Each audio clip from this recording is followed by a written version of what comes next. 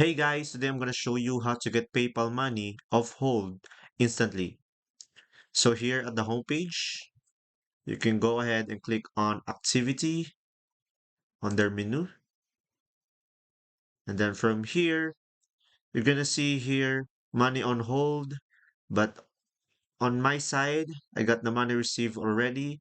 But let's just say the money is on hold. Go ahead and click on the transaction that you want to get your money off hold.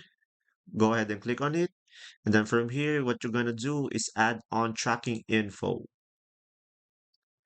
And then from here, it's going to redirect you to another tab and go ahead and click on the order status and click on shipped. And then here, if you have the tracking number, you can go ahead and click on it. But you can just check the tracking information not required and click on submit.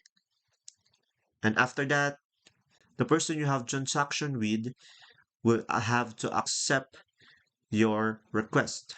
If this video is helpful, please like and subscribe, and thanks for watching. See ya.